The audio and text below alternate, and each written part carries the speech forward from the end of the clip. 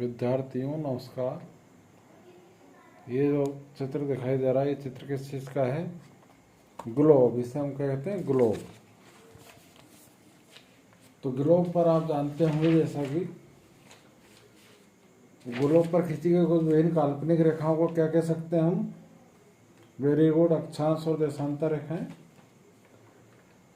मुख्य समांतर रेखाओं के नाम बताइए। मुख्य रेखाओं के नाम बताइए। कर्क रेखा, मकर रेखा, विषुवत, व्रत आदि। तो मौसम मानचित्र किसे कहते हैं?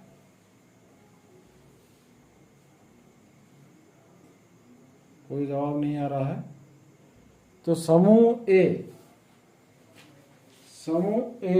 सामाजिक विज्ञान का पाठ 5 मानचित्र पठन एवं अंकन पढ़ेगा एवं मुख्य तथ्यों का प्रस्तुतिकरण करेगा।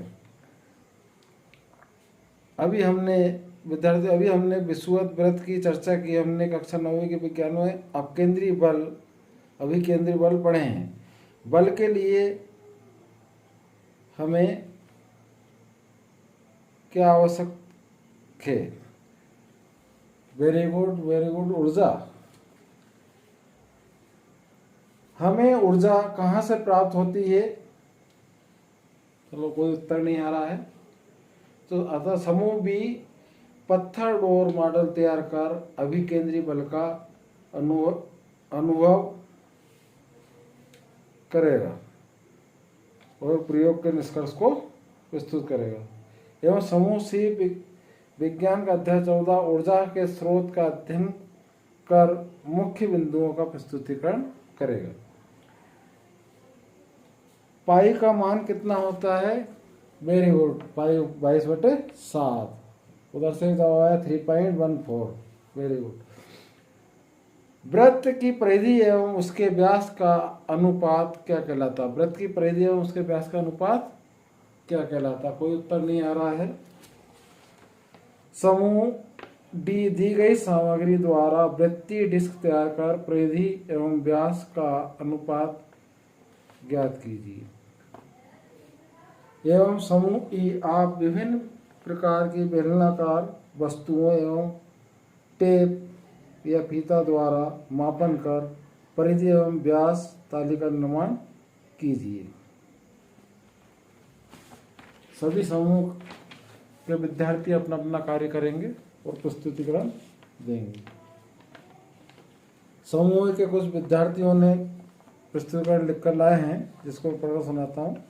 ऐसे मानचित्र जिनमें पृथ्वी के किसी भाग पर घटित मौसम संबंधी दशाओं को अंतर्राष्ट्रीय स्तर पर निर्धारित संकेतों के माध्यम से व्यक्त किया जाता है, वे मौसम मानचित्र कहलाते हैं। भारत में मौसम विभाग को 5 क्षेत्रों में विभाजित किया जाता है। इसका प्रधान कार्यालय दिल्ली में है। वेरी गुड, समूह की काफ़ी अच्छी प्रस्तुति है। मौसम मानचित्र तैयार करने हेतु मौसम दशाओं एवं तत्वों के निरीक्षण एवं अभिलेखन का केंद्र वेधशाला कहलाता है। समूह ए के विद्यार्थियों ने काफ़ी कुछ अच्छा लिखकर लाए हैं। अब समूह बी का प्रस्तुतिकरण। समूह बी इस प्रकार की पत्थर डोर बनाकर लाया है, जिसको उन्होंने ग्राउंड में घुमाकर अनुभव किया था। इसमें यहाँ पर इसके अंदर एक पत्थर है और पत्थर के ऊपर रॉकेट पेस्ट किया है। पत्थर को डोर से बांधा हुआ धागे से, और इस पर रॉकेट पेस्ट किया गया ताकि घूमने फिरने में काफ़ी अच्छा लगता है बच्चों के हिसाब से। इसको इस तरह से इस प्रकार से राउंड करके घुमाया जाता है और एकदम ग्राउंड के अंदर की जाती है प्रक्रिया। और जब इसे छोड़ा जाता है तो इसके स्पर्श रेखा की दिशा में बहुत तेजी से भागता है। तो समूह बी ने काफ़ी अच्छा मॉडल तैयार किया है। वो मॉडल का उन्होंने एक चित्र भी बना कर लाए हैं,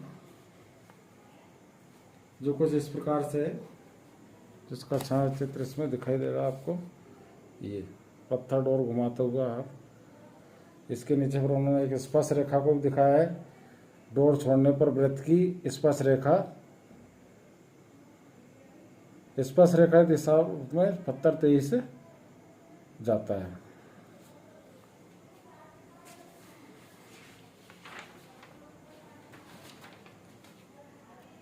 समूह बी के विद्यार्थी पुस्तक मैदान में किया गया है पत्थर को घुमाकर पत्थर का और कागज का इसको किस प्रकार से बना है उसका कुछ वर्णन दिया उन्होंने। पत्थर पर कागज का रॉकेट डोर या पत्थर को डोर से बांधकर उस पत्थर के ऊपर रॉकेट का मॉडल चिपकाया गया, पेस्ट किया गया। वृत्त इसको पत्थर डोर रॉकेट को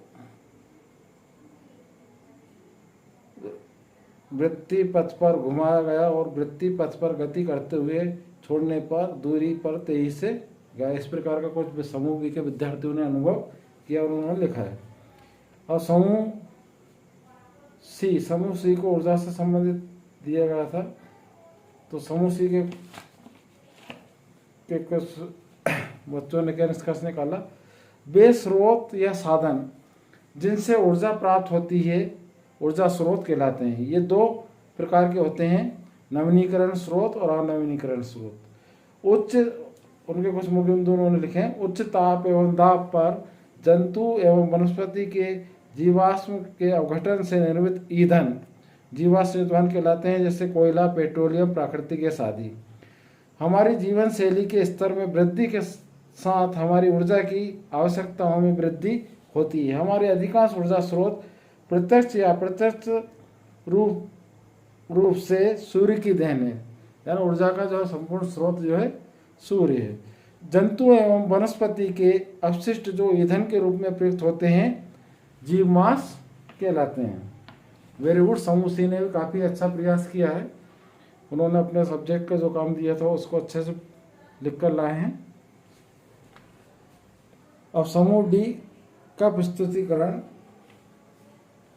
समूह डी के विद्यार्थियों ने वृत्तीय डिस्क का निर्माण कर उससे 22 त्रिज्या खंड निर्माण कर स्क्रू द्वारा धागा डोर बांधकर यह पाया गया कि वृत्त का व्यास परिधि के 22 भाग में से 7 भाग के बराबर है। अतः किसी वृत्त की परिधि एवं व्यास का अनुपात 22/7 होता है, जिसे हम पाई का मान भी कहते हैं। Very good. ग्रुप डी का काफ़ी अच्छा प्रस्तुतिकरण। ग्रुप डी ने कुछ इस प्रकार के मॉडल बनाए हैं। एक मॉडल ये है, इसे आप देख सकते हैं। मॉडल काफ़ी अच्छा गत्ते से बना है उन्होंने, मतलब इसमें कोई ज़्यादा कोई खर्च नहीं किया, केवल ये धागा है और कुछ गम वगैरह पेस्ट करने के लिए। बाकी जो कार्टून आता है जो मार्केट में जैसे वैसे ही वेस्टेज फेंक दिया जाता है उसके द्वारा तैयार किया गया है। और ये केवल फिनिशिंग के लिए ये सीट वगैरह इसके ऊपर चिपकाई। सीट को क्या वृत्ति उसमें काटा उन्होंने और इसको 22 बराबर त्रिज्या खंडों में बांटा, यानी 360 में पूरा राउंड कोण 360 का होता है। केंद्र पे इस पर उन्होंने 22 से भाग देकर जितने डिग्री का माना 16 पॉइंट कुछ मान आता है उस हिसाब से उसको कोण बनाया। इस तरह से व्यास खींच कर उस पर हर कोण बनाया, छोटे छोटे कोण में उसके 22 त्रिज्या खंड निर्मित किए। और इस पर एक बिल्कुल व्यास जैसा, बिल्कुल व्यास के सिर जैसे जो व्यास है उसके सिर पे शीर्ष पे एक स्क्रू द्वारा इसको कस दिया गया है यहाँ पे गत्ते में। और इसको इस तरह से नापने के लिए ये नापा यहाँ पर, ये देखिए व्यास पूरा नापा है। यहाँ पे मैंने बिल्कुल निशान लगा रखा है, यहाँ पे दिखाई देता होगा आपको। ये डिस्क में इस प्रकार से ये इस तरह से देख लीजिए, ये नापा ये। तो ये देखिए इस पर मैंने नंबर भी लिख रखे हैं बच्चों ने जो बनाया, उस पर नंबर भी लिखे उन्होंने। 22 पूरे बराबर त्रिज्या खंड है इसमें। इसको जो व्यास को जब मापन किया अपने, ये व्यास इतना है। अब इसको व्यास को इस डिस्क के ऊपर रखेंगे, ये डिस्क के ऊपर रखा वृत्तीय डिस्क के ऊपर, तो ये 7 त्रिज्या खंडों को कवर कर रहा है। 22 त्रिज्या खंडों में कितने त्रिज्या खंड को कवर कर रहा है? व्यास 7 को। एक बार दोबारा देख सकते हैं आप, ये देखिए ये व्यास है, ये व्यास पूरा नापे धागे के द्वारा, ये व्यास नापा। व्यास को फिर इसके ऊपर ये डिस्क के ऊपर ले गया, तो ये यहाँ पे कितने हिस्से कवर कर रहा है? 22 हिस्से कवर कर रहा है कुल। ये 7 हिस्से, 2200 में से कितने हिस्से कवर कर रहा है? 7 हिस्से। तो इस प्रकार से हम निष्कर्ष निकाल सकते हैं कि पाई का मान जो है 22/7 अर्थात 22 वृत्त की जो परिधि के यदि 22 त्रिज्याखंड कर लिए, 22 बराबर हिस्से कर लिए जाएं, तो उनमें जो उस वृत्त का जो व्यास है उसमें से 7 हिस्से को कवर करता है। इस प्रकार से परिधि बटे व्यास बराबर कितना आता है, पाई आता है। पाई के मान की खोज जो है, एक बात और बताई समूह डी के विद्यार्थियों द्वारा कि पाई का जो मान का जो सन्निकट, पाई के जो सन्निकट मान की खोज जो की थी आर्यभट्ट ने की थी। इसके लिए उनके लिए तालियों से स्वागत किया है।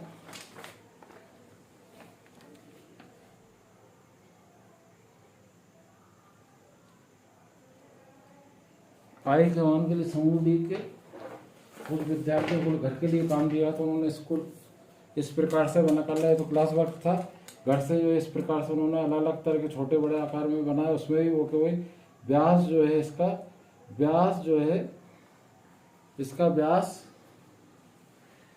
चाहे वृत्त छोटा हो, मतलब 2 बना कर लाए उनको, चाहे वृत्त छोटा हो या बड़ा हो उसमें, लेकिन व्यास जो है कुल 7 से को ही कवर, 22 में से 7 त्रिज्याखंड को ही कवर करता है।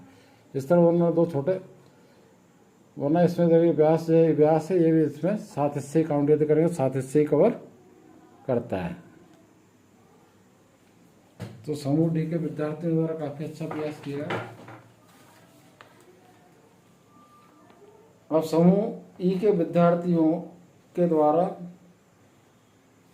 कुछ टेलर्स फीता जो होता है उसके द्वारा, टेलर्स टेप जो होता है उसके द्वारा कुछ बेलनाकार वस्तुओं का मापन किया गया।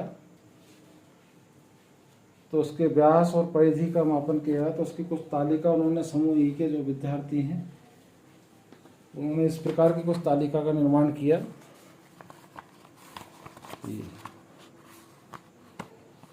समूह के विद्यार्थियों द्वारा ये तालिका का निर्माण किया गया है। इस तालिका में आप देख सकते हैं कि सबसे पहले कॉलम में वस्तु है, दूसरे में परिधि, तीसरे में व्यास और चौथे कॉलम में परिधि अनुपात व्यास।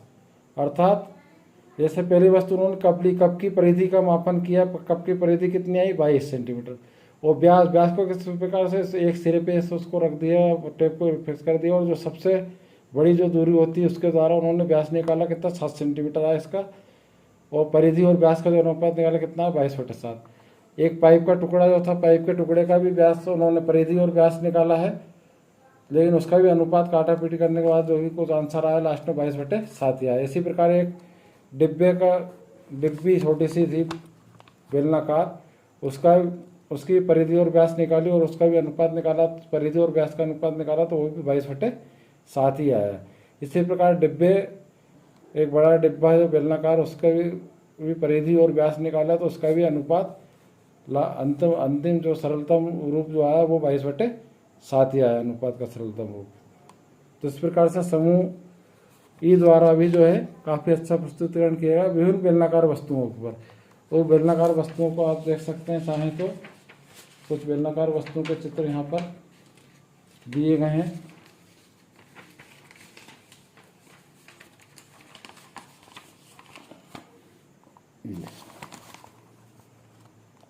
कुछ इस प्रकार की बेलनाकार वस्तुएं कप है, पाइप है, डिब्बा है, इस प्रकार की वस्तुएं हैं, गिलास वगैरह। इस तरह की बेलनाकार वस्तुओं के जो सिरों का जो सिरा जो रहता है उस सिरे का व्यास, सिरे की ये सिरे पे परिधि, इसका व्यास जो सबसे अधिकतम जो दूरी जो रहती है इसके बीच की जो रहती है वही डाया, सबसे बड़ी जीवा जो होती है वही डाया या वो व्यास कहलाती है। तो इस प्रकार से उन्होंने समूह के विद्यार्थियों ने इसका प्रस्तुतिकरण किया।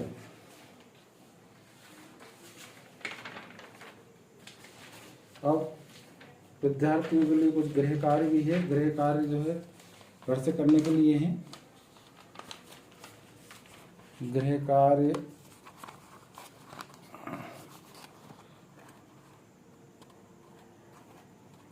ये कुछ गृह कार्य है विद्यार्थियों हेतु। गृह कार्य में दिया गया मौसम के संकेतों से क्या आशय है, मौसम आंशिक दशाओं कैसे व्यक्त किया था, जीवाश्म ईंधन का क्या हानि होती है, अभिकेंद्रीय बल किसे कहते हैं, पाई के मान की खोज करने वाले मान गणितज्ञ का नाम बताइए। वृत्त की परिधि पर याद कीजिए। एक घोड़ा 20 मीटर लंबी रस्सी से द्वारा खूंटे से बांधा है। घोड़ा कितने क्षेत्र का घास खा सकता है? इस प्रकार से इसमें सभी इसका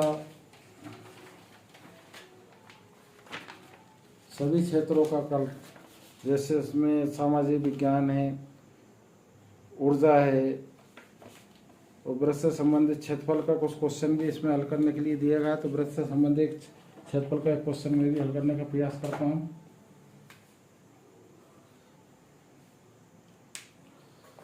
क्षेत्रफल से संबंधित क्वेश्चन जो है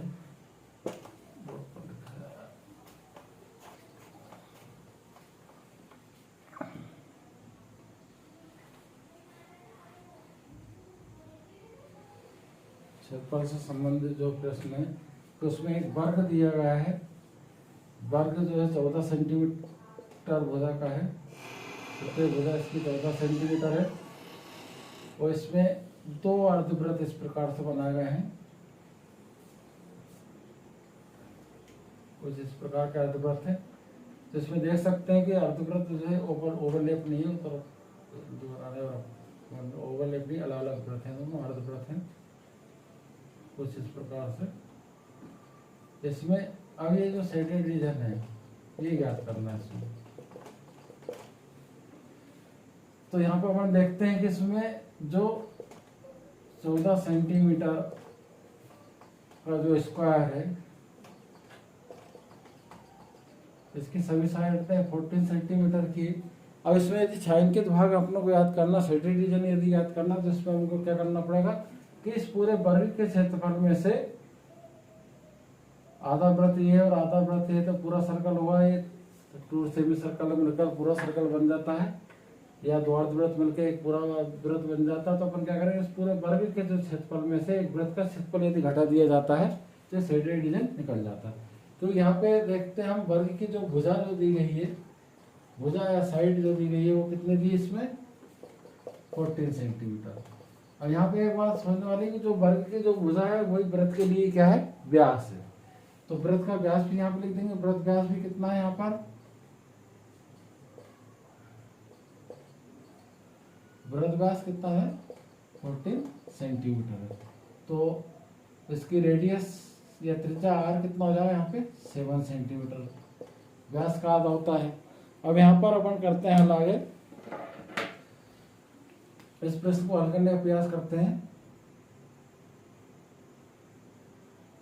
तो छायांकित भाग या शेडेड रीजन, छायांकित भाग बराबर क्या हो जाएगा, ये पूरे अपन देखते हैं पूरे वर्ग का यदि क्षेत्रफल, इसमें वर्ग का जो क्षेत्रफल में से, वर्ग क्षेत्रफल में से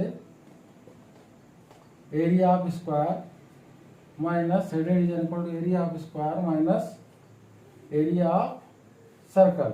टू सेमी सर्कल मिलकर वन सर्कल बन गया, दो अर्धवृत्त मिलकर एक वृत्त बन गया, यानी वृत्त का क्षेत्रफल इसमें से माइनस कर देंगे।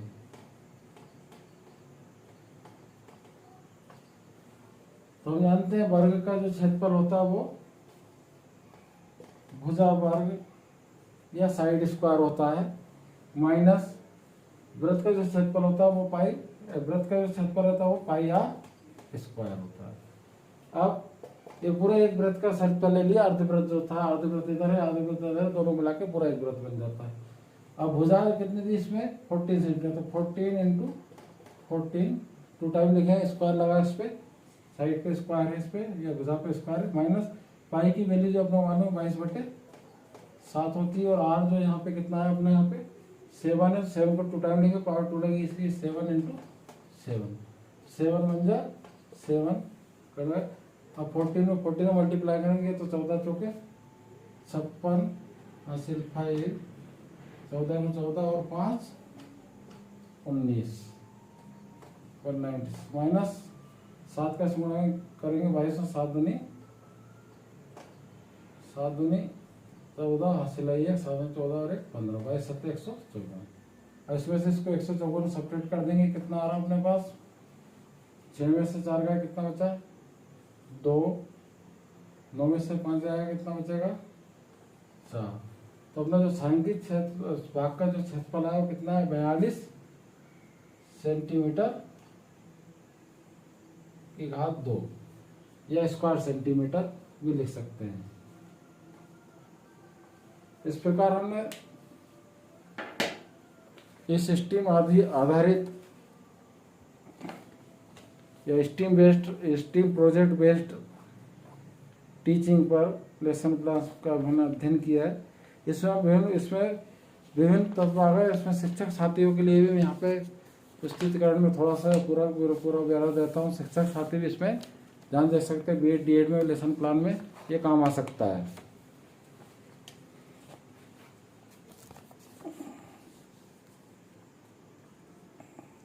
ये स्टीम आधारित प्रोजेक्ट पर आधारित लेसन प्लान है पूरा।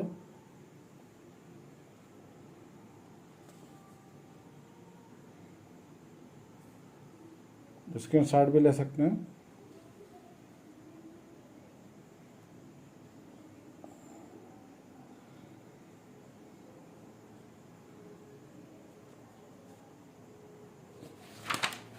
अगला इसका पेज इस प्रकार से कुछ विद्यार्थी ऊर्जा का स्रोत बता सकेंगे। सभी इंडिविजुअल इसमें इंजीनियरिंग वगैरह टेक्नोलॉजी सभी सब्जेक्ट आए हैं। कला का क्षेत्र भी इसमें। ये देखिए प्रस्तुतिकरण वाला पार्ट आ गया है। ये ग्लोब दिखाकर प्रस्तुतिकरण किया गया है। अगला इसमें है ये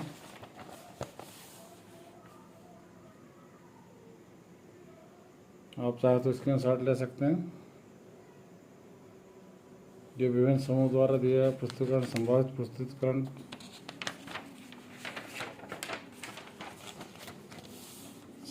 प्रस्तुतिकरण दिया गया है। समूह को जो कार्य दिया गया था उसके आधार पर।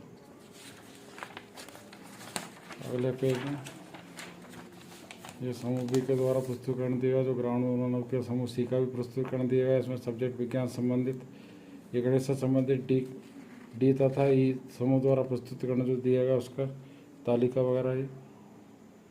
तालिका और पाई का मान डिस्क द्वारा वृत्तीय डिस्क द्वारा निकला है।